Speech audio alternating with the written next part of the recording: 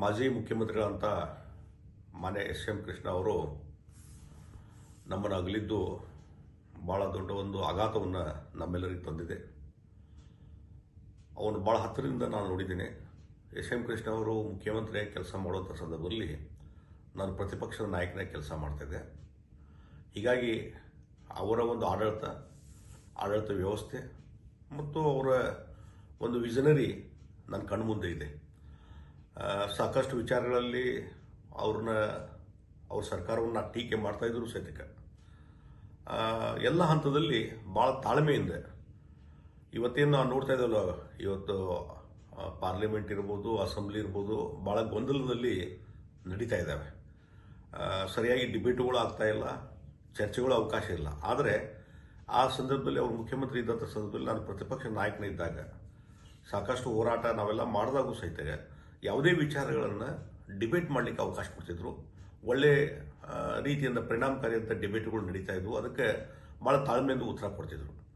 ಮತ್ತು ಇನ್ನೊಂದು ನಾನು ವಿಶೇಷವಾಗಿ ಎಸ್.ಎಂ. ಕೃಷ್ಣ ಅವರಲ್ಲಿ ನೋಡಿದ್ದಂತಂದರೆ ಒಂದು ಆಡಳಿತ ಸುಧಾರಣಾ ಒಂದು ರೀತಿಯಲ್ಲಿ ಭಾಳ ಉತ್ತಮವಾಗಿ ಆಡಳಿತ ನಿರ್ವಹಣೆ ಮಾಡಿ ಆಡಳಿತ ವ್ಯವಸ್ಥೆಯಲ್ಲಿ ಸುಧಾರಣೆ ತರುವಂಥ ಕೆಲಸ ಮಾಡಿದರು. ಮತ್ತು ಅದರಲ್ಲಿ ಭಾಳ ಪ್ರಮುಖವಾಗಿ ಅವರು ಹಣಕಾಸು ಸಚಿವರಾಗಿ ಕೆಲಸ ಮಾಡಿದ್ದಾರೆ.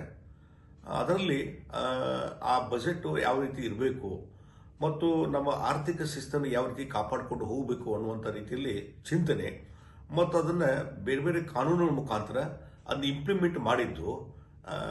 ಬಜೆಟದ ಇತಿಮಿತಿ ಎಷ್ಟು ಇದರಲ್ಲಿ ಖರ್ಚು ಮಾಡಬೇಕು, ಎಷ್ಟು ನಮ್ಮ ಬಜೆಟ್ ಲಿಮಿಟ್ ಇರಬೇಕು, ಅದರ ಖರ್ಚು ವೆಚ್ಚ ಎಷ್ಟು, ಇದನ್ನೇ ಒಂದು ರೀತಿ ಕಾನೂನುಬದ್ಧತೆ ಮತ್ತು ಶಿಸ್ತನ್ನು ತರುವಂಥ ಕೆಲಸ ಬಹುಶಃ ಯಾರ್ದಾರ ಕಾಲದಲ್ಲಿ ಮಾಡಿದರೆ ಅದು ಎಸ್.ಎಂ. ಕೃಷ್ಣ ಅವ್ರ ಕಾಲದಲ್ಲಿ. ಮತ್ತು ಅಷ್ಟೇ ಅಲ್ಲ, ಅದೇ ಪರಂಪರೆಯನ್ನು ಎಸ್.ಎಂ. ಕೃಷ್ಣ ಅವರು ಈ ಒಂದು ಆರ್ಥಿಕ ಶಿಸ್ತನ್ನು ಏನು ತೊಗೊಂಬುದಿರಲ್ಲ, ಅದನ್ನು ಇವತ್ತಿನ ಎಲ್ಲ ಸರ್ಕಾರಗಳು ಅದನ್ನು ಫಾಲೋ ಮಾಡ್ತಾ ಇದ್ದಾರೆ. ಇದು ಭಾಳ ಒಂದು ವೈಶಿಷ್ಟ್ಯಪೂರ್ಣವಾದಂಥ. ಹೀಗಾಗಿ ಒಬ್ಬ ವಿಷನರಿ ಇರುವಂಥ ವ್ಯಕ್ತಿ. ಬೆಂಗಳೂರಿನ ಅಭಿವೃದ್ಧಿ ಬಗ್ಗೆ ಭಾಳಷ್ಟು ಕಾಳಜಿ ಹೊಂದಿ ಸಾಕಷ್ಟು ಅದರಲ್ಲಿ ಅಭಿವೃದ್ಧಿ ಪರವಾದಂಥ ಕೆಲಸ ಕಾರ್ಯಗಳನ್ನು ಮಾಡಿದರು. ಇಡೀ ಕರ್ನಾಟಕದ ಒಂದು ಅಭಿವೃದ್ಧಿಗೆ ಒತ್ತು ಕೊಡುವಂಥ ಕೆಲಸವನ್ನು ಮಾಡಿದರು. ಹೀಗಾಗಿ ಒಬ್ಬ ಉತ್ತಮ ಆಡಳಿತಗಾರ ಮತ್ತು ಒಳ್ಳೆಯ ಮುಖ್ಯಮಂತ್ರಿಯಾಗಿ ಕೆಲಸ ಮಾಡಿದರು. ಒಬ್ಬ ಮೌಲ್ಯಯುತವಾದಂಥ ರಾಜಕಾರಣಿಯಾಗಿ, ಒಂದು ಶಿಸ್ತುಬದ್ಧವಾದ ರಾಜಕಾರಣಿಯಾಗಿ ಬೆಳವಣಿಗೆ ತಗೊಂಡ್ಬಂದರು ಮತ್ತು ಎಲ್ಲರಿಗೂ ಒಂದು ರೀತಿ ಮಾರ್ಗದರ್ಶನ ಮಾಡುವಂಥ ಕೆಲಸವನ್ನು ಎಸ್.ಎಂ. ಕೃಷ್ಣ ಅವರು ಮಾಡಿದರು ಅನ್ನುವಂಥ ಮಾತನ್ನು ಹೇಳ್ತೀನಿ.